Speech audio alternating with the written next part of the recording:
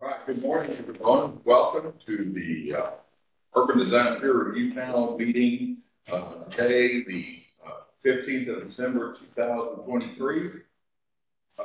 Briefly, we'll do a short introduction of the panel members who are with us. Michael, you sure. Mike Wilkins, Director of Sustainability with TV. Okay. Hi, James Fry with HUTV. I'm Norman Alston. I'm a preservation architect here in Dallas, and I will be. Oh, sorry. Maria. I wasn't expecting for 31 minutes. This is great. Go ahead, please. Maria Gomez. Excellent. Yeah, I'm Norman Alston. I'm acting chair this morning in the absence of Eureka, our chair. We have one item on the agenda today, but first we'll get to the business of our minutes. The minutes went out to everyone earlier. Assuming we've had a chance to look at them, are there any comments or requested changes to the minutes? Hearing none, I'll ask for any motion to approve. So Maria, second. Michael. Okay. All in favor say aye. Aye. Any opposed? Minutes are approved. On to our items for discussion this morning. Arturo, you'd like to do the introduction, please. Sure, thank you. Just one quick housekeeping are we recording live? Yeah, I did. Perfect, thank you. Well, good morning, everybody. Today you'll be reviewing just one project, 1401 Commerce Street, better known as the Magnolia Hotel. It was originally completed in 1922 and is listed on the National Register of Historic Places and is a recorded Texas Historic Landmark. With the addition to meeting the Secretary of Interior's standards for rehabilitation, critical design considerations for this project today include the following: activation of the street with the proposed ground floor uses, enhancing walkability while accommodating an outdoor dining patio, guest drop-off area, and service entry and drive, visually improving the Pegasus Plaza facing facade, and ensuring the design of the proposed ballroom addition adds to the vitality of Commerce Street. With that, I'll introduce Matthew Beasley to provide additional project information and introduce his design team. Good morning, everyone. My name is Matthew Beasley. I'm an urban planner based in Dallas. I presented this panel before for the Jewel Hotel next door and Commerce Saturdays on Commerce Street as well. And have been engaged by Newcrest Image, the owner, to help guide the incentive application process with the city. Our architecture team is Denso, also joined by 3 members of Newcrest development team. And I'll let everybody go down and introduce themselves. Bill. Good morning, I'm Bill Kirstein with Newcrest Image. I'm the Vice President of Construction. David Corral, I'm the Chief Investment Officer of Newcrest Image. Jared Allen, I work on the investments.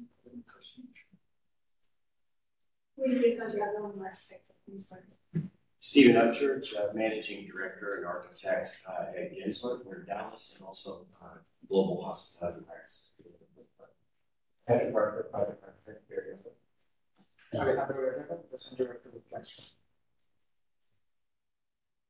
Okay.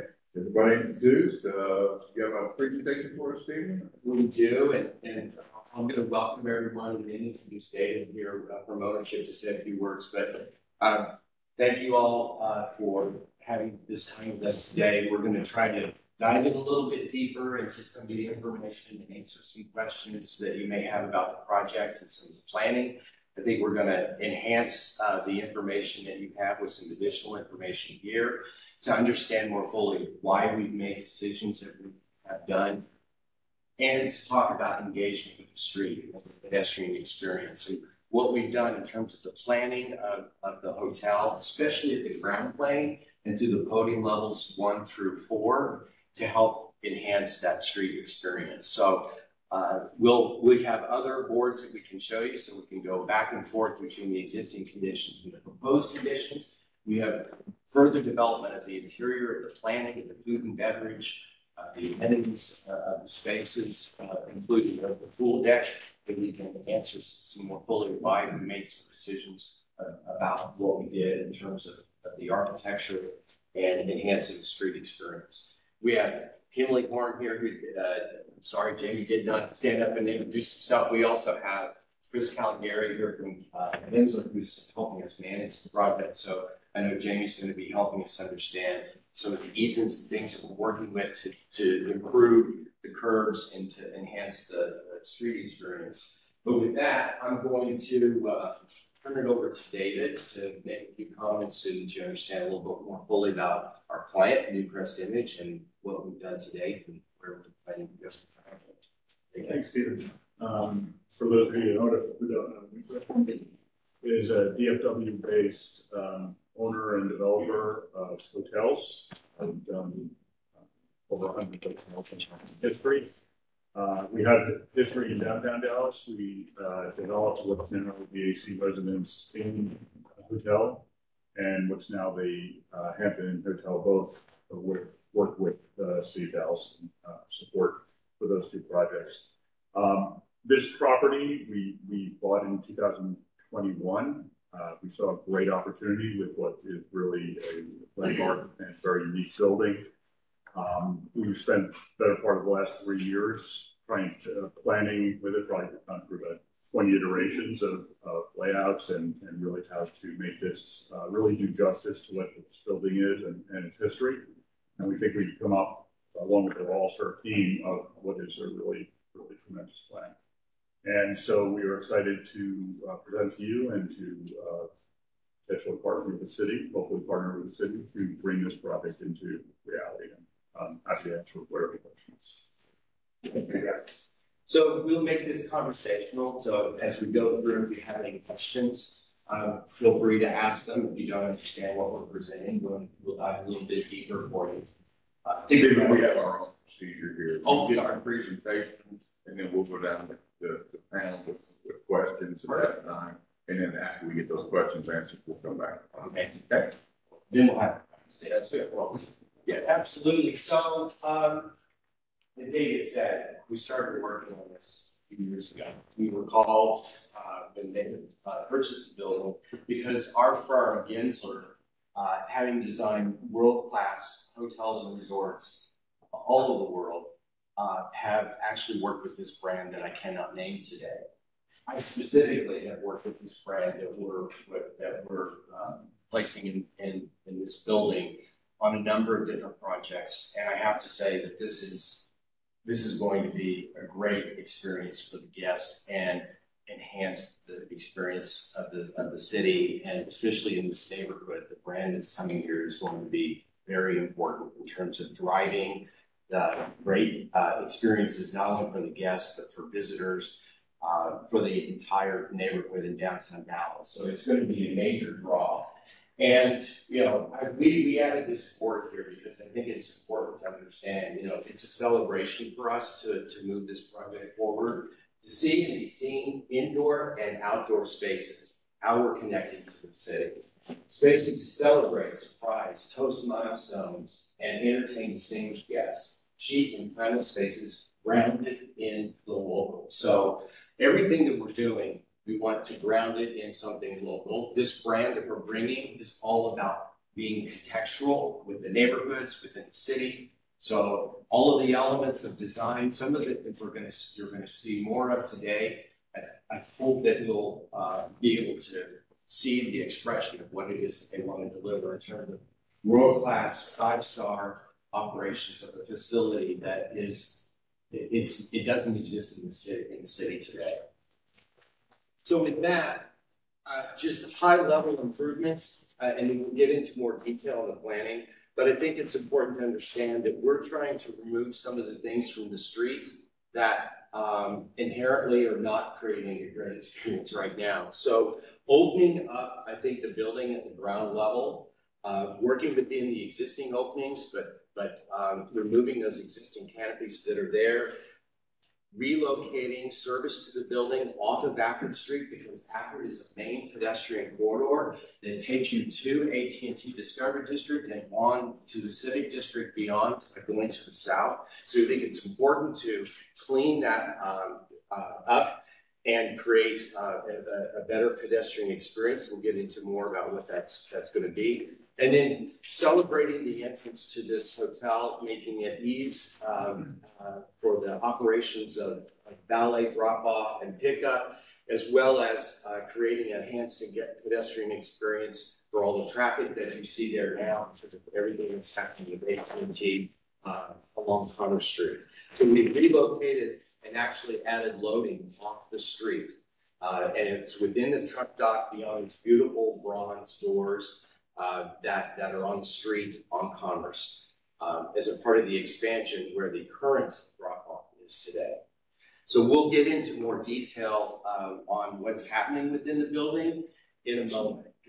But before we do, I think it's important to understand what we're doing and the importance of the connectivity of our property to other properties that are in our neighborhood. So you have, if you have not been to all of these properties, you know, we've got the Jewel, obviously the Magnolia, the Adolphus is right next door, and then AT&T Discovery District.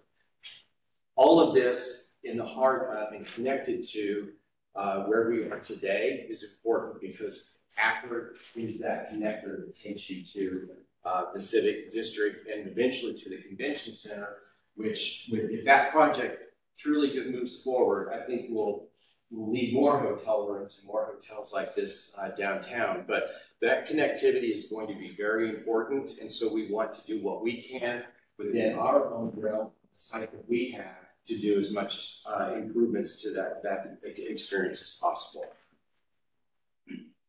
Alejandro? Yeah. One of the big challenges in intervening this historic property is that to turn it into the world-class hotel that we're pursuing, we need to add amenities that the building currently doesn't. And the opportunity that we saw is to use the existing drop-off area right next to the building, and use that space to bring some of those spaces that would bring that level of amenity and level of service that is expected. So on the ground floor, we're placing a service area. We have a loading dock behind those doors here, I was describing the ground floor that faces the street. And then above that, we have a ballroom, a large event space that has this large format feature windows, floor-to-ceiling glass. That the idea, again, and tying it back to this idea of celebration, we want for that to be really connected with the street, with the life outside, and to establish an engagement of this idea of seeing and be seen, and be aware of the events that are happening there as you walk along Commerce Street, but also when you are in a space that you still feel connected to the city of Dallas. That there's this opportunity to open up shades and see Discovery District and the lively nature of Commerce Street. On top of this ballroom, we have an open space. The fourth floor is really a wellness floor, and that's a trend that more and more we see in hospitality and in other product typologies. And to complement that spa experience, that wellness experience, we have an outdoor deck with a pool and with a bar pavilion that we see the street in this rendering. And that just offers a different point of view, a different perspective and experience to lead the city and to, again, both for visitors and guests. Great. I'll leave this up in fee. Why don't we go back to some of the historic context for a moment? Go ahead. Sure. So as you can imagine, taking a building that's as historic as the Magnolia and putting a world-class hotel into it takes a lot of design effort, takes a lot of research to understand the building, the context that it's in, and making sure that the design meets the standards of the Secretary of Interior standards that follow the historic preservation. To do that, we needed to understand where the building came from. So before it became a hotel, it was built in 1922 with Magnolia Petroleum Company as an office building. This was their headquarters. It was built as a very small building. When it was built, it was the largest building west of the Mississippi for a number of years. Inside the building, which I'm sure we'll also talk about, is a bank of 7 elevators that took you all the way up to the 29th floor. It's an important thing, it's an important thing because it was such a tall building. This was a statement of grandeur, which the Ozark building that you see here really expresses as well. It's also mentioned part of the timeline of this building. Modifications have been made since that company, different tenants have occupied this space. In the 1950s, a modernization effort took place, and there were actually false facades that were applied to the main part of the building. But when that was paid off in the 1980s, we saw a lot of that masonry made. So luckily we have that today, and that's what we're keeping. You'll see in our new edition that we are matching stone to that masonry as well. But that history of the building really plays an important role with what we are now continuing to do, as this building is now a hotel rather than an office. And then you might mention the approvals that were received in the process we're going through with TAC and for national parks. Absolutely. So last month we did complete our approval process through the landmark commissioners, and previous to that we have been in discussions with local commissions, the approval from them as well, and also the National Park Service. We do have approvals on the addition. We have continued to update them to any of our methods that we have as we continue with the design that has become finalized for this building. And that's what we're showing you here today. So the images that you're seeing, the design that you're seeing has been seen by those 3 entities from the federal level to the state and federal level. Let's run today with the existing conditions that we're all familiar with. What we'd like to do is start with the building side of what we see here. We mentioned a moment ago with the grants, unfortunately, it's kind of a descent where they came up the building to about the 3rd level. They filled it up in the 80th year, so that's what we have today. The renovation in the 90s added the storefront infill, put some dunes to replace that with a more appropriate material. That's very similar to this building, sister building in York. Again, too, when we come in addition, what we'd like to do is remove the vehicles, go out the facade that was added in 98, and then come back in with additional complementary materials, the bonds and go, and additional storefront canopies that we think will do a much better job of looking back to Akron Springs, looking for discovery districts, we see that conditions today, and then again, we're proposing on bringing people closer to the building, activating the building, bringing up to the outside, inside, first up, top dining chairs, and again, engaging with pedestrian traffic. We've been seeing a lot of improvements in the quality of the public space in the city, and especially in the last few years with our Park, Main Street Park, AT&T Discovery District, and many other efforts on many different scales. We understand this also as an opportunity to take the perimeter that we have influence on to try to enhance the pedestrian quality and the quality of that streetscape.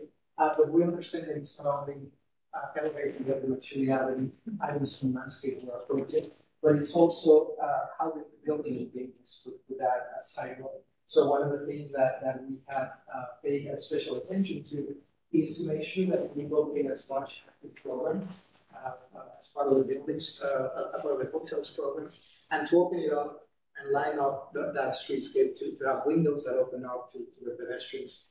And as you see here, one other opportunity that we saw is to, in that effort of increasing that transparency and that visibility, we're looking at removing most of the awnings. In some cases, we're replacing them with smaller awnings. And as you see here, the awnings that we're putting in place of the existing ones try to reveal the original windows, the full extent of the original buildings that we saw doing. And as an opportunity to bring daylight in, but also increasing that connection with the street. Yeah. And we'll show you some of the interior renderings, what that feels like being inside looking out in a moment. But just to go back to the programming for a minute, because the ground plane is so important, and in connectivity, you can see here the landscaping and everything that we're proposing, or that has been completed within AT&T Discovery District. We're also looking at what are we doing to complement that at the street level And Jamie, I don't know if you want to jump in terms of anything, you know, about the curbs, but all the curb alignments and everything in the street, and then I'll talk about what's going on the outside. But specifically along Ackerd, what we're doing for the improvements, and then also access for drop-off and hotel guests on Commerce. Yeah, just maybe two quick things to note is just that existing drop-off lane on Ackerd, which we're removing, we're trying to widen the sidewalk there. But then additionally, we're creating the bulb outs at Ackerd and Commerce. So we're actually shortening the pedestrian distance they have to travel across traffic lanes there, improving safety and kind of just closing that gap a little bit. We're mirroring that bulb out on the west side of the intersection in front of the Adolphus corner as well. But too, we were using very similar materials to our neighborhoods. Every district was trying to go concrete to enhance the front of the building along the sidewalk and Commerce too. That'll make a lot of this utilitarian functions go away and blend that into the neighborhood. Sorry, there's so many people here in the rendering, you can't see what all the improvements are we're doing, with the exception of looking at the plan here. But just to give you, highlight a little bit more on what's going on, you know, with the curb. We're obviously pulling this out and pulling a rollover curb in so that we can have 4 vehicles pull off to the side of Commerce. And then we've got the bollards that are protecting, you know, pedestrians that are walking along the street. We've got a canopy that we've spent a lot of time with in national parks and landmarks that we've looked at in terms of that canopy that goes on the entrance of the building for guests to have some protection when they come in. And then also where the truck dock is below the ballroom, we've added curb cuts, and we've actually expanded, just like the Jewel did next door, that curb so it comes out, right, Jamie? Yeah. And kind of framing the drop-off area and improving safety of how the drop-off area works. It appears when you're out there that that's a travel lane. That northernmost lane of Commerce appears to be a travel lane. Even to the west of us, there's actually parallel parking in front of the Jewel, so kind of framing that up in front of the Jewel, but then also in front of our site, or sorry, in front of the Adolphus, parallel parking, and metered parking in front of us. We're kind of framing up that drop-off lane, creating that enclave, removing the curb, like Steven said. So I think several pieces of improvement there as well. Yeah. So before I get into the internal planning, because I think it's important to understand what's happening inside the building, we do have a dining terrace that's a part of the program that goes in the hotel at the corner of Ackerd and Commerce. We're opening up that facade, as we've already identified, as much as possible so that you're really seeing in there, which you do not see in there today. And we're also providing new pavers, granite pavers, and similar, doing some patterning of those pavers along the walkway and blending that into the driveway so that you're actually seeing this as one identified pedestrian and auto zone for the pickup and drop off of the hotel, as well as continuing that on down to the truck dock. Landscape, then you can see from the landscape plans. I think these are also in the materials that you have, so you can identify, you know, whether it's the boxwoods or any of the shrubs or ornamentals that we're putting in the pots along the streetscape. We spent some time with landmarks, so we wanted to enhance that a little bit more, which we have done. In addition to the renderings that you'll see in your package that show for the 5-star hotel specific bar and dining terrace that's on the side on Ackerd Street. It's very lushly landscaped environment and a raised platform so that platform is actually engaged with the ground floor of the hotel. On the inside,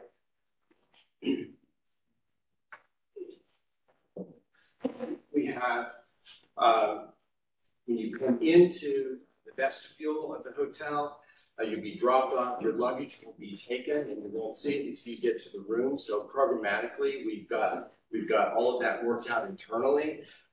Guests are dropped off, their luggage disappears, it goes into a side door over by the truck dock and goes up an elevator. Come into the lobby, you'll check in.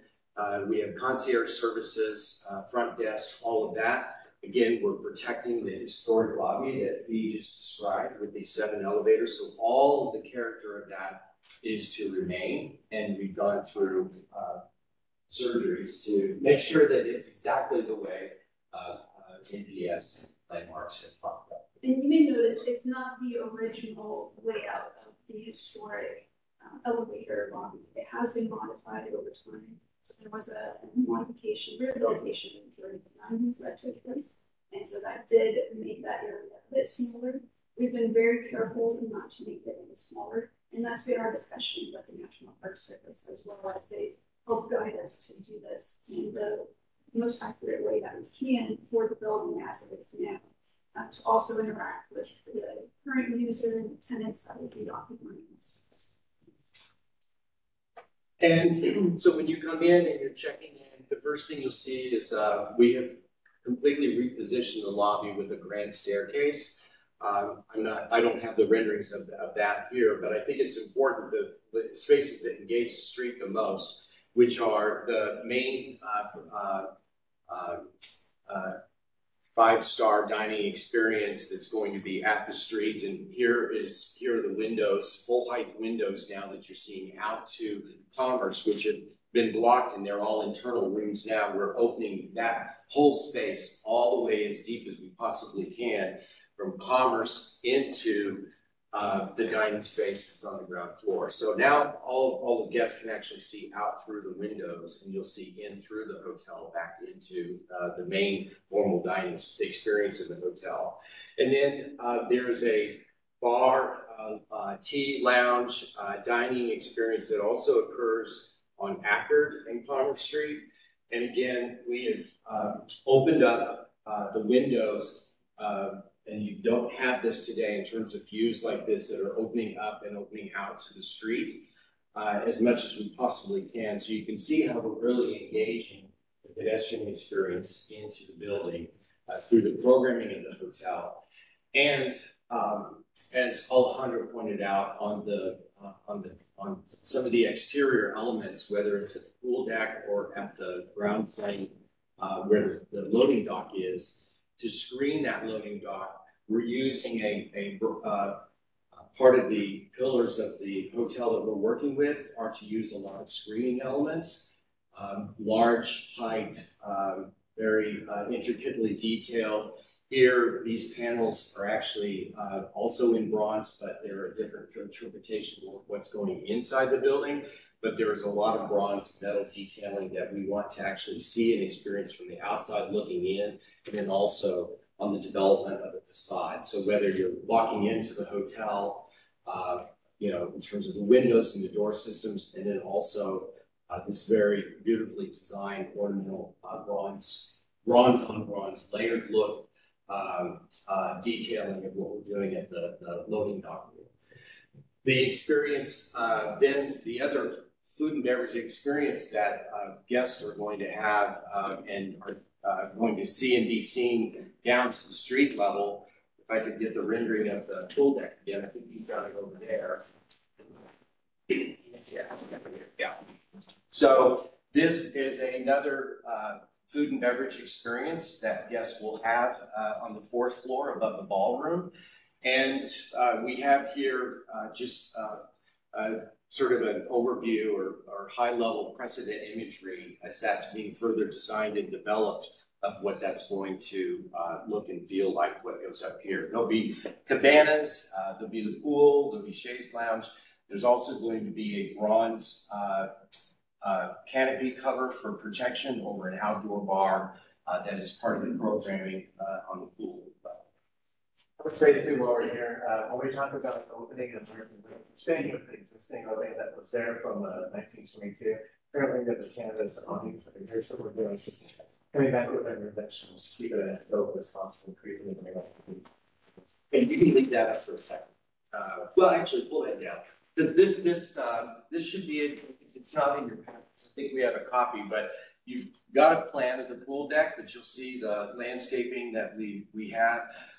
And some of we're doing a porcelain paver raised pedestal system all the way around the pool. You can see sort of the imagery of the planters in terms of bronze or ceramics or potted elements that are going to be as part of the deck planting plan.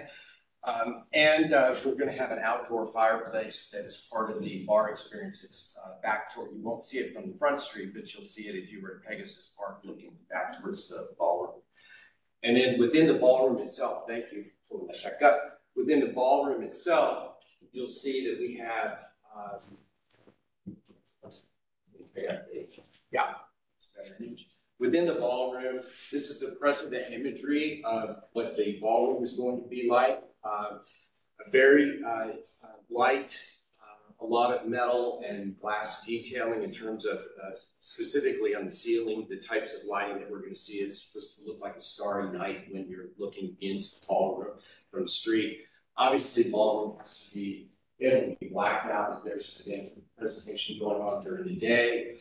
So there's sheer treatments that can be opened or closed, and then on top of that, there's also blackout drapes. So those blackout drapes can also be closed so that the ballroom can have video presentations and things like that for AV.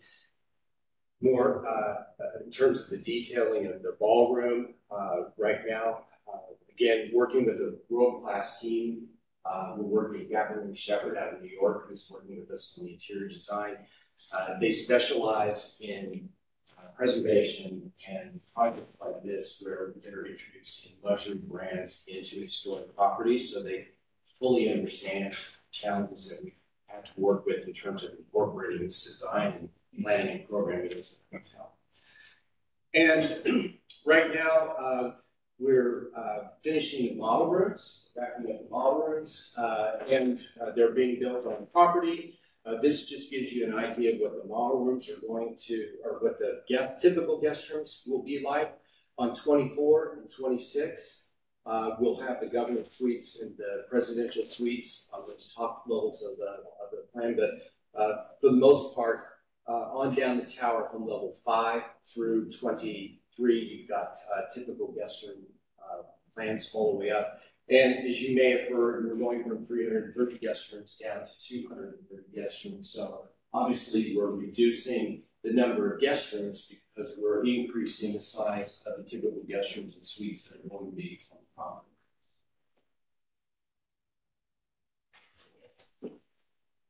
Anything else you want to cover? I think we have all the boards here. We also have, which you have in your packet, we have all the street sections. So if you have any questions in terms of how we're handling, as we talked about the curb expansions and what we're doing with the raised dining deck on Acker, how the door operates at the truck dock. It actually collapses and goes up instead of going to the side. But all of these things, we've actually gone through a lot of work with landmarks.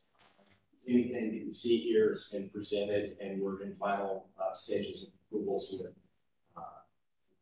National Park Service. Yeah, where we need to be. And Matt, I don't know if there's anything that you want to add. Before we begin the Q&A period, yeah, I just wanted to note that we took quite a bit of an unusually robust level of interaction with council before we presented the application, partly because it's no longer appropriate to communicate with council while it's in packages in motion. But we also wanted to make sure that we had a lot of feedback because it's such an important location in downtown, what it's adjacent to, and knowing that this 5-star flag is pretty much coming to Dallas because of Prop A and the PFC, which we don't want to get into the complexities of it, but it's a robust financing tool that, along with Prop A, allowed the possibility of the convention center and basically piggybacks on new hotel development that's enabled by the convention center. And knowing that it's a priority of both the convention center and for economic development to see the convention center funding yield new hotel development specifically around and inside of potentially the convention center district. we really saw that the Catalyst project to unlock that specific set of possibilities. So a couple of items that really seem to get the 8 members of council we met with excited, as well as Rosa Fleming from Convention Center, as well as Visit Dallas and Economic Development, et cetera, was the premise of really engaging the pedestrian connection through AT&T Plaza to the Convention Center district, which is just another block south of it, basically right out here. It's also interesting to note that the way the convention center is being planned to be reconfigured, there's 20 acres of new development area south of here that doesn't really have, the design of the convention center, there isn't really a planning exercise yet around the development potential of those city-owned sites and how they would connect to this district. So something that has come up consistently is how do we make sure that this pedestrian connection all the way through the convention center district is further explored to support the 5-star activation of the property. Another thing that came up in conversations with DDI is that Pegasus Plaza has been contemplated by them since the original Downtown 360 plan as being reimagined or reactivated, with DART D2 no longer being on the books, at least not in the immediate future. They've even contemplated the possibilities of the improvements to Pegasus Plaza actually being directly continuous with the paving and landscape and lighting features of AT&T Plaza. So we would love to see this project initiate further collaborations and conversations with various city departments around the AT&T Plaza connection, as well as the connection back to Pegasus. So I just wanted you folks to have the benefit of what we've gained from those other conversations. Thank you. Okay. Director? Did we already for us? So I know that. Okay, well, the first thing to do, thank you for the presentation. Thank you. As I said, we got our questions that would happen until this round. And so I will start, we'll go down to the panel. I'll start with Mike here. Do you have questions? Yeah, just a couple questions. Focus more on the streetscape and the exterior. Really excited to see the improvements to the streetscape. Sure. Just wanted to ask a question if there's been any coordination with Dallas Light Plan update. Their plans for Commerce Street or not? I don't believe there's bike plans for Commerce Street, because it's a bus, mostly a bus route. Yeah. The impact. The other question is related to building energy use. I feel like with this tremendous renovation, there's probably going to be a gain in efficiency for sure. That's energy model I've been running this one. So we've been working on your store windows. I guess these are all historic windows. Some are wood, some are metal. It's just a mixture of 1800 something like this. So we're working on an interior store window to help increase the performance of the building, as well as a very transparent film that we're putting on the foam to reduce heat gains. In addition to preparing our places. And in addition to the brand that we're working with is in terms of operations, ongoing operations and lifecycle costs, they're very focused on energy use, sustainability, sustainable practices in terms of operations of the hotel, as well as any of the lighting and systems that we're integrating into all of this, because it's all going to be new inside. All of the lighting that we're specifically doing in the guest rooms and all of that, will be specifically, high level of focus has been on the use of that energy. So like a key card when you go in the room, you have to have it so guests can't leave on everything, it will shut off and on and off. So in terms of building operations, big focus on planning and working together with our consultants to consider all. We also don't have a major housekeeping and cycle of doing a lot of laundry in-house. So that's actually been removed, and I know laundry facilities can have a lot of energy use to the property. So whatever we're doing in terms of looking at the future, it's been working together with the brand to ensure that we're following their guidelines for sustainability resilience. James? Yeah, I've got just a few. I think it's a great project. This is really a super important area, and I apologize. I got a little history in this area. So you touched on it, Michael. My question. This is kind of a three-part question. I'm happy to ask this a couple times, but if you lose any of this, well, the idea. So the Browder connection. I know DDI had talked about connecting over to Pegasus, continuing that connection. I assume with this, that's no longer. Well, I almost delved into that, but yeah, I didn't know how old school this audience was. So I remember specifically we were working on the Jewel expansion and the curb cuts and driveway, and even the lighting there and the sidewalk material. We contemplated as a phase one of future Browder Street Plaza. Browder Street Plaza was city owned, so that was our kind of last great hope at a north-south connector to the Convention Center district, not knowing if AT&T was going to move their global headquarters here or not. So that obviously happened. $100 million private funding on AT&T Plaza. All of a sudden, this is our Times Square and Urban Center now Convention Center district. That I can't speak to what city funding there is for Browder Street Plaza. I think there's some, and I think it's an unknown time frame. But obviously, the Ackerd Street corridor via AT&T Plaza is the kind of north-south connector. In terms of the crosswalk connector, Main Street Alley and Stone Street Garden are still kind of north-south way of navigating the block. But our focus is on obviously on AT&T Plaza, but there are also improvements to that same crosswalk. I mean, modify the crosswalk slightly because of the exact positioning of the loading bay, which, by the way, I'm not sure if Stephen noted this, but that loading bay being recessed actually alleviates a lot of the truck parking that at present would be just out in the street and just kind of landing on the sidewalk or in front of the sidewalk with the existing loading facility. So by that getting reconfigured, that crosswalk also gets reconfigured. Yeah. Well, so just piggybacking on that, with the importance of Ackerd, I completely agree with you. And Pegasus. So I know Pegasus Plaza was Mr. talking about, you said reimagine. Well, there was 3 years of talk about a 3-story, subterranean metro station. I was very much part of that. So I do know that those discussions have been had. Your Diamond Terrace, it's there, given the importance of Ackerd, has there ever been a discussion about that perhaps being connected to Pegasus Plaza side of the building, opposed to spilling out into Ackerd?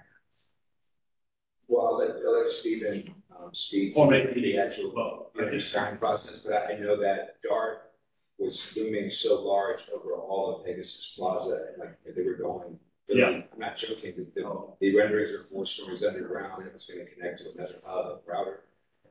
So there was no room to even consider anything. So they've showed a schematic in the backside of the building, but that's public property, 0 lot line, and knowing that that would be a construction site for maybe the next 10 years. Right. No activation was contemplated. That being said, we've been in dialogue with DDI and are ready and willing to collaborate on some sort of activation. That's good. I just wanted to involve. That's the status. Because I know it's a part. And you can even look back in the early downtown 360 plan before the D2 plan. They even showed, hospitality pavilions and F&B activation on that plaza. And you may or may not be aware that the old Iron Cactus building, the 3-story building on the east side of the park, owned by Headington now, they've leased it to a tenant and they've got some sort of easement for a large outdoor patio. So it's happening. Yeah, that's impressive. Yeah, I just was curious about that because of the importance of Ackerd, and I'll reserve comments for later. Let me just keep going. I have a couple more. I guess I'm curious on the transportation front. You mentioned moving curb lines out. What's happening with that? I assume there's thoroughfare amendments be part of that. No, yeah, we're not actually impacting the travel lanes. We're actually just framing up the space that already functions already there. But we're like you said, you're framing them up and actually creating a safer pedestrian experience at the corner. Much safer than it is today, because this can be tricky. So by pulling this out, I also think over here by pulling this out and just aligning with what the Jewel has done is making it even safer for crosswalk. This thing already been reduced to 3 lane. Right, correct, yeah. Yeah, last question. So Akron, have there been discussions of narrowing those lanes like you contemplated, or I guess Commerce 10-foot lanes? Could those Akron two-way lanes be narrowed to allow a little bit more room? I'm just concerned about the 5'3" between the terrace and curb line.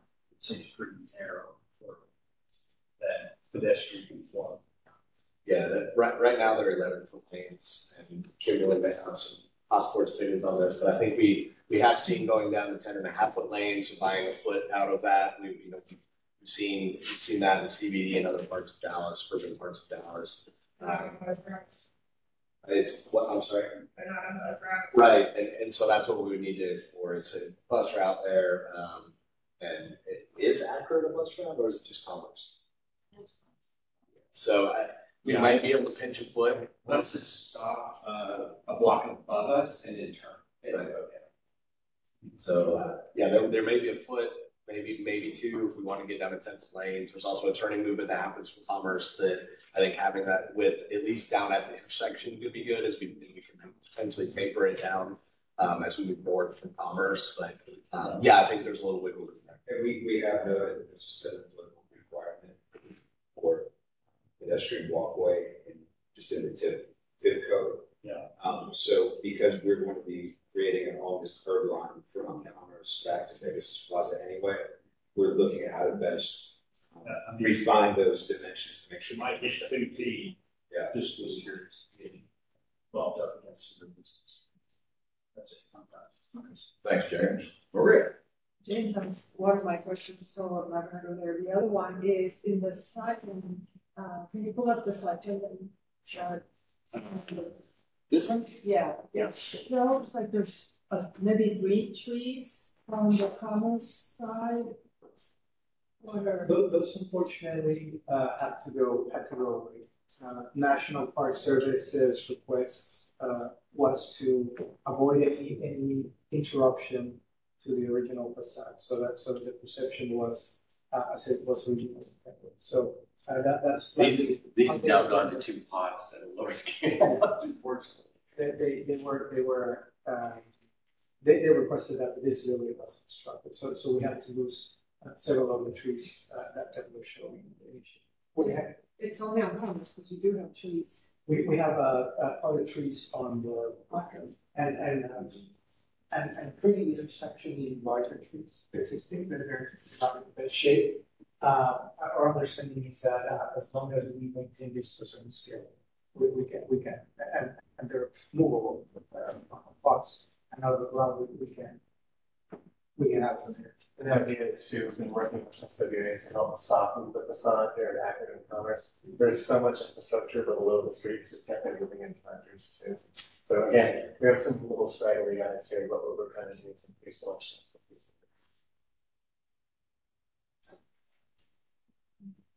Yeah. Okay.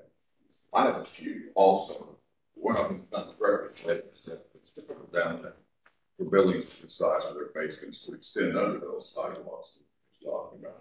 Does this one do that? Yes. Okay. That could be some of the problems that you're having. There's actually a tunnel that connects and all that opens. They think goes all the way to the sidewalk. okay. We don't know. Yeah. Okay. So kind of a small thing, 5B there. You talk about the modification. You're on it right there. Talking about the modifications to the windows and things, and I understand most of that. Is it just a graphic issue that you actually show architectural detail at the top of the engaged pilasters removed? Yeah, I wouldn't worry about that. It's going to be the same condition. We're not changing the skin. We're not allowed to change that. Well, I didn't think so. It didn't show up at the landmark, and it doesn't show up in this, and I'm going, Yeah, what are we doing here? I don't want to be that guy. I'm just making sure. Well, making sure. You mentioned approval. I know I was in the room when you got this final landmark. Clarify clarify approvals and or discussions with Park Service and the TAC. Where does that stand? Part B, Part A, Part B, and Part 1. So we have gotten our Part 1A approval. We've also gotten approval with conditions on Part 2B. So Okay. we did have a couple of conditions that related more so to the exterior that didn't affect our review. With our landmark approval, that did change the addition and that we now need to resubmit to them so that we can give them back to them. Okay, we've seen the current version of it, and this is what's going on. Yes. Okay, and also related to the fact that we're here for urban design issues, but talking about the interiors, which I know that they have purview over.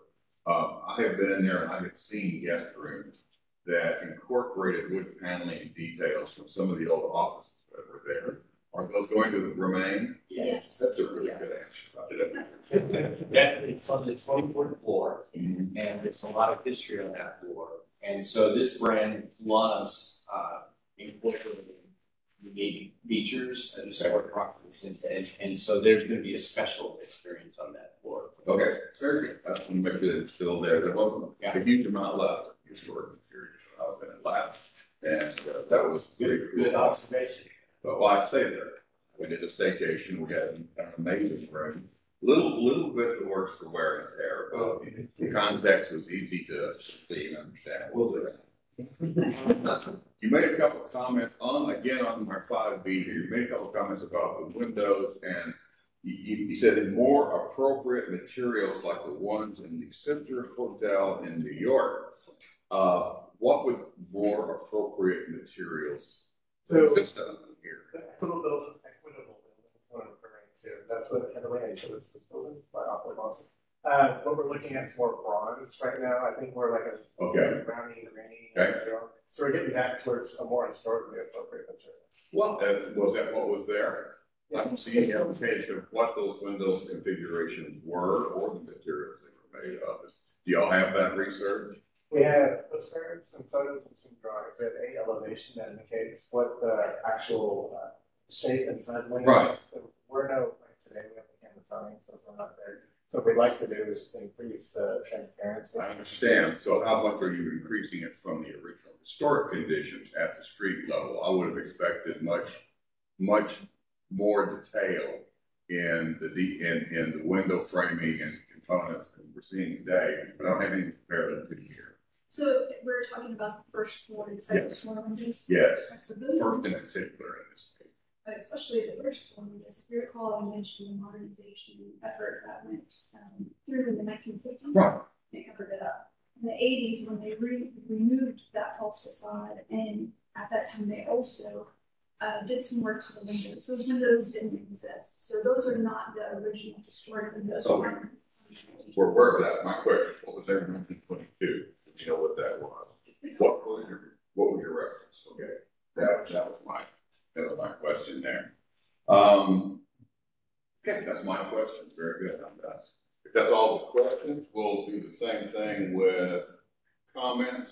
We're going to accept, in this case, we've got Mark Myers, who on our faculty could not be with us today. He's very interested in the project. He did submit comments, and Arturo, if you'd like to read his comments into the record for us. Sure. He had essentially one observation and one comment. One recommendation is, I'll read his observation and then read the recommendation. Walkability in downtown should always be the priority when thinking about making a great urban place. Two of the major elements of that are able width in walks and streets against the curb to shade, calm traffic, and protect the pedestrian. And his recommendation really is, the panel advises walkability should always be the priority when thinking about making a great urban place, and recommends street trees be added on Packard at 1 per 30 feet minimum with a 12-foot clear pedestrian pathway. Now, we've heard some things, and we can work through that later, but that's the first recommendation. Okay. Good. Thank you. Michael, how about you? Comments? Yeah, just a similar comment, but more about likability. On most days, I'm a bike here, most days I'll stop at the blind doors. and there's nowhere to securely park my bike. So that's always kind of a challenge. I would love to see just a few secure bike parking stands. I think on the southwest corner there, and where the dining area juts out, it looks like there's enough space there to potentially fit in. That would be amazing, just to have that spot to park. Good cafe there, or whatever. Good AT&T. Something that's missing. I hope this area.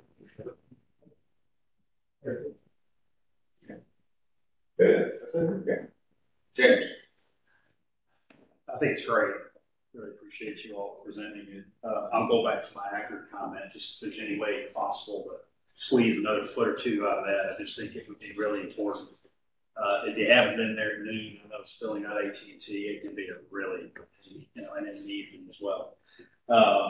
You can squeeze a little more room there. I'm concerned about that curved terrace. And I noticed in the rendering, you had some of the equipment, like the electrical equipment, maybe signal equipment removed. I think you can keep that. I don't know if that starts with the license there on Akron, but certainly on that the west side over by the office. I like the fact that a lot of that's removed because that's the hospital. I would encourage, Matthew mentioned coordination with parks. If I had my wish, I'd love to see your building somehow. I know your elevation along Pegasus it's not as transparent on that side. I know that there've been some issues with connections of the park because of some of the conditions. For the record, they have designed transparency the way the ballroom opens up. Yeah, on the commerce side, it also opens up above Pegasus Plaza. So there's interesting engagement there, but on the ground level, we bumped the ground. Yeah. Essentially, it is just facade. A version of this facade would be still right. It's simply rather just covering the inside there. Yeah, I think keep that because I definitely see a bright future with Pegasus, no matter whatever it becomes. D2 comes back or whatever happens there, because I know that there is a desire to do something. But other than that, I think it's great. The operator sees that too. Yeah. That part is not, we're talking about all of this, right? On the backside, this engaging that is so key. Well, I'll share one. There's 3 buildings on that. So those corners too. The prior owner, I know we'd had some conversations on a prior project about activities there with the wedding function or something. And right now, just with the changing grade at Pegasus Plaza, makes that a challenge. Yes. Yeah. So if that were to happen, you just want to have a connection. So this is the last with programming adjacent spaces. So I appreciate your support on that. Yes, sir. Thank you, sir. Okay. It's a beautiful project. I love the new intervention, and I know this is not about architecture, but I think it's a beautiful, very elegant way to really bring that ballroom outside. Also love the super tall glass, which it seems like this is a project that can afford that kind of glass. The only 2 things that I wanted to mention is if there's a way to maybe make the trees that you're planting on boxes or along Commerce a little bigger, or maybe a few more. I think it would be nice to try to soften that facade a little bit. And I understand the concerns that you have to deal with from a historical preservation standpoint. But I do agree that on Akron, the 5'3" just doesn't seem enough. Maybe there's a way to maybe make the patio longer, narrower and longer to give more space to that sidewalk. Yeah, this is a section here. Right. So I think we have 11.3 lanes. It would be nice if they went to 10.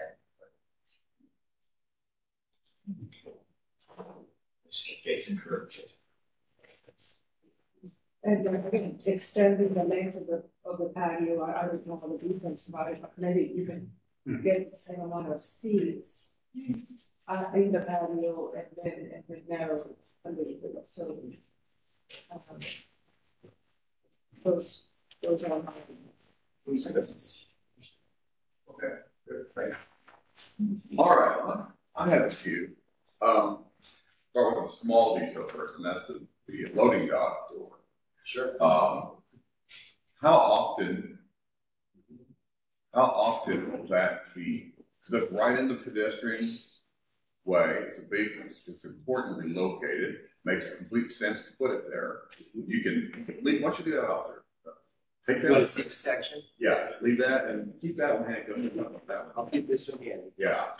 The way you got it figured, it swings out into the pedestrian right away for starters. And secondly, it's beautiful doors, but how often are they going to be closed where you can see them with a busy hotel that now we're adding the laundry delivery function to it also? If y'all study it at all, how much it's actually going to look like that?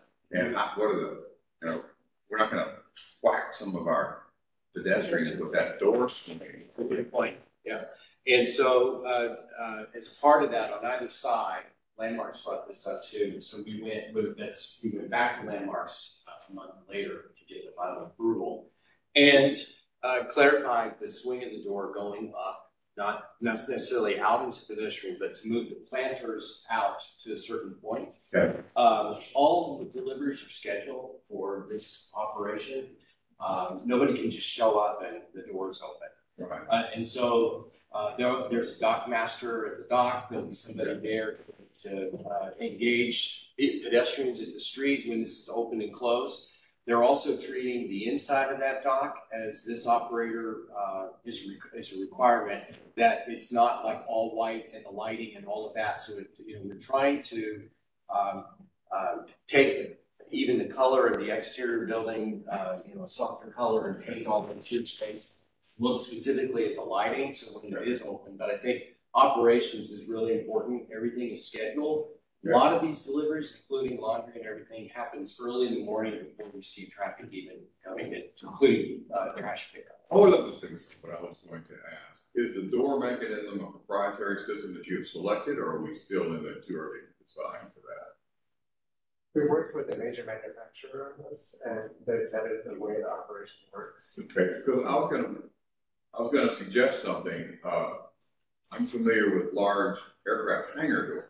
There's a hangar door mechanism that's available today that does the same thing. It doesn't have that problem. So there's two sections like this, and as it folds up, it does this, so that it never swings into the pedestrian way as it collapses. But it gives you essentially the same thing when it's fully open. It gives you a canopy protection out over that aircraft hangar opening that way.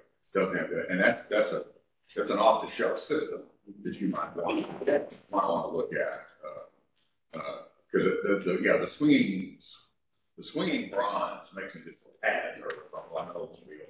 Yeah. I mean, it's layered, so it's like a grill on top of a grill, so it is going to be very intricate. So the design of it and the weight of it has to obviously be accommodated. So working with a structural engineer, we should look at what all the other options are. It has the final selection has not been made. Okay. But the look as a driver we have to make. Well, I understand. I mean, look what it is. I mean, that's probably as good looking a dock door as you're going to find anywhere in this part of the country, and so I do appreciate that. In fact, I didn't mention earlier that I do appreciate the project, particularly the connections with the Discovery, the center across the way. The pedestrian improvements, I think, are fabulous, and understandable, and it will be a big help for that building or for that part of town. What you're doing in most of that. Most of my comments are going to be focused on the addition. You open the door, so I'm going to walk through it here a little bit. I'm a former landmark commissioner. I currently sit on the Antiquity Advisory Board for the THC, so I get to see and comment on things like this all the time. And I am reminded, and sometimes those entities you do reminded, what they give you are guidelines. They don't try to, they should not try to do the design for you, but they give you things about which you can, you you should not transgress past if you're going to maintain historic integrity of what you're doing. And it's easy for me to see how, in those guidelines, that addition does meet most of those. But as an urban element, as an urban design element, what we've got in that block of downtown Dallas, I see other opportunities here that I'm going to suggest, even though you're far down the road, but that's what our job here is. Your addition is going at the end of one of the most beautiful and intricate stretches of streetscape that we have in Dallas. And we lament the loss of all the beautiful historic buildings that we've had over the years. And we have, on one side of that, we have the Adolphus on the other. It's unfortunate, before we understood how some of this work, this additions to the Adolphus got done, that really interesting streetscape that we all seem to enjoy in other cities where they have whole blocks of them, has deteriorated on that end. I'm really sorry we didn't pick it up on this end a little bit. While that may be appropriate for the Secretary of the Interior standards for a lot of reasons, and I do have some questions about that we can get into. I would recommend that the character, the qualities of the building that you're attaching to continue on through what you're doing on this facade. Your boards don't have this view that we have in our packet here now. That's the back. That's the back of the building. But this, in terms of design, I get this because this part represents the hotel or the Magnolia office building as is typical of the time. Some degree nowadays, they put a lot less into the back. They put their money, if you will, into the street facade and did it up the way it's supposed to be. So the fenestration is simple, the detailing is much simpler, the material is much simpler. And frankly, I think the rear view addition, which looks so much like the front of the addition, fits that very well. I think that's a very sensitive addition to the back facade. What concerns me is you taking that same approach on the front facade. The fenestration pattern, the level of detail, the same details, level of detailing, a lot of the things that give it scale and intricacy, even though they're attached to this building, all of that has been lost. It is a much more, much stronger, more obvious effort to sort of be inspired by the mid-century changes we had in downtown Dallas. With maximized glass and metal for windows. This one to me is peculiar in that you've gone so far into making that the biggest single opening window you can that you've far exceeded the structurally available aperture of the room itself. You can see how you've had to do the sheetrock covering of structure. You've had to make the window much bigger even than the room itself. Given that there's nothing like that, no treatment of that sort at all in the building that you're attached to, nor is there with the ballroom that faces on Commerce Street over the beautiful hotel across the way. I would think that for the pedestrian and the urban experience on this building, that kind of approach would have been far more appropriate and compatible. You got approval, and everybody recognizes you got your approval on that, because we won't go into how, I mean, those are posed by some of it, but even the examples you give us have certain elements that we consider to be very typical to historic buildings.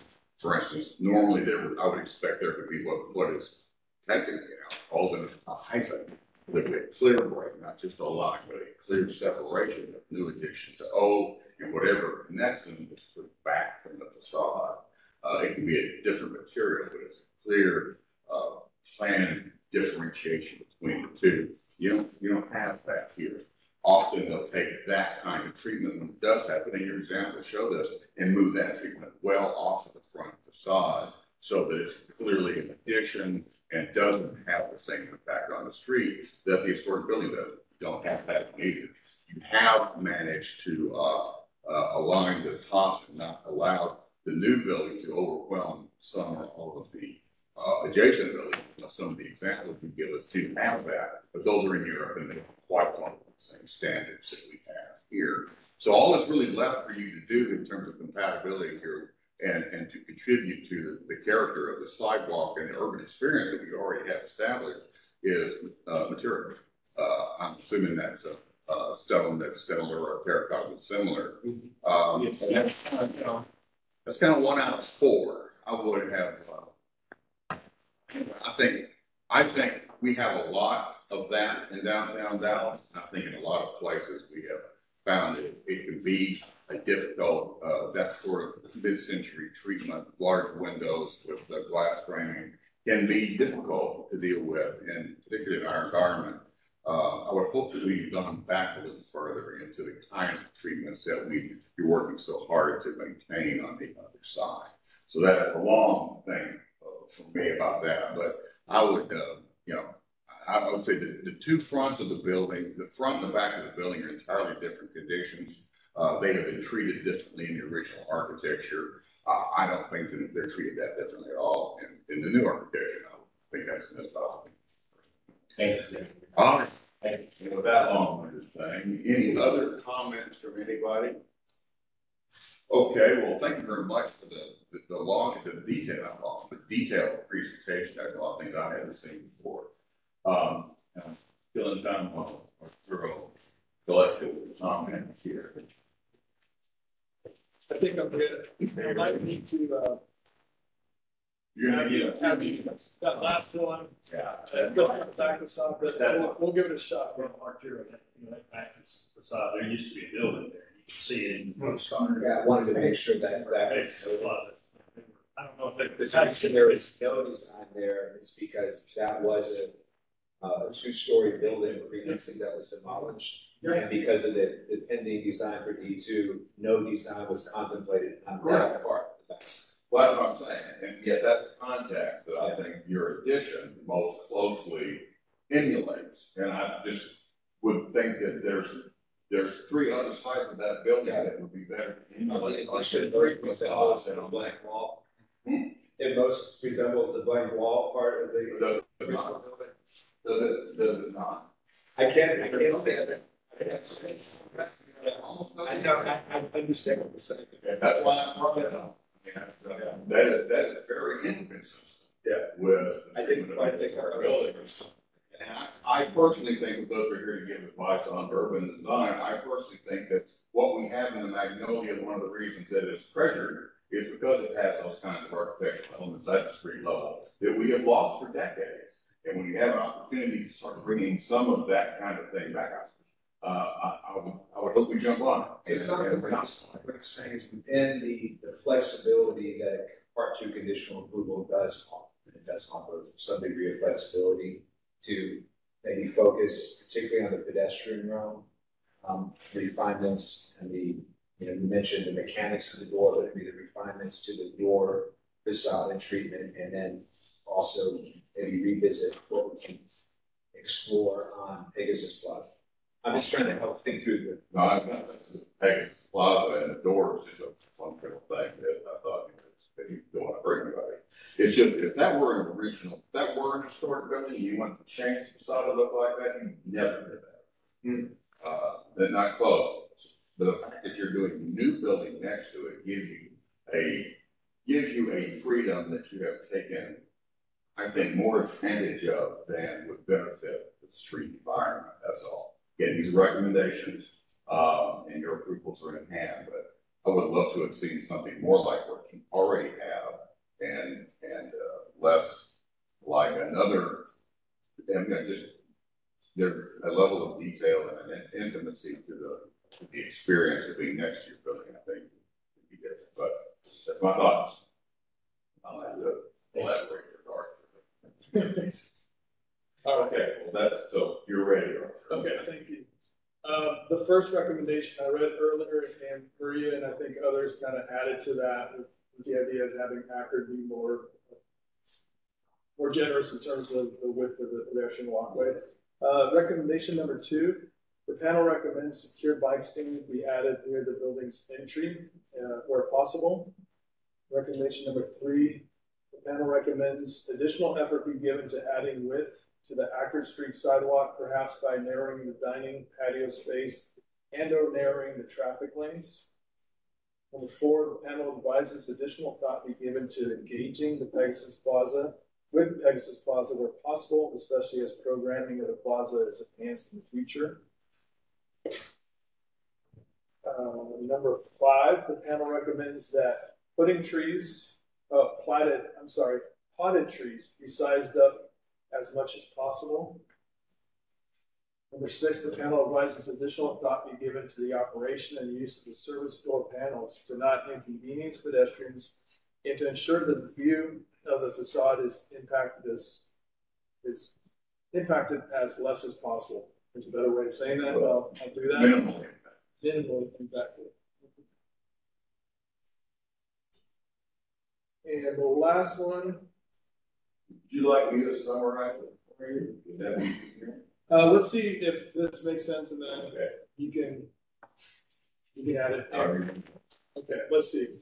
The panel suggests the character and quality of the existing hotel and other historic buildings on Commerce Street be better reflected on the front facade with detail and treatment of the new fenestration to better contribute to the character of Commerce Street, which should be treated differently than the back facade, which better matches the lack of existing detail on that facade. Pretty close, actually. Okay. I would say the use of the fin. I'd say, but if instead of fenestration, insert a term, void the solid ratio more consistent with those of the existing historic building. And if you want to take out that again,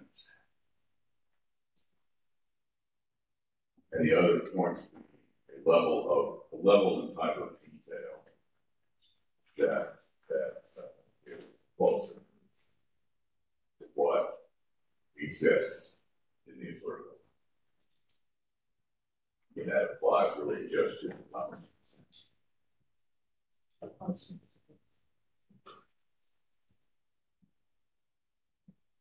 Okay. Okay. Yep. I like it. Perfect. Okay. Well, any other comments from anybody? Well, thank you all very much for coming. I appreciate the effort you've been. I know it's been a pretty long road to this point. And, there's more road ahead. Be great. Yeah. Thank you. Thanks for coming. And all that, we'll call this meeting adjourned. Thank you so much. When you be able to announce it,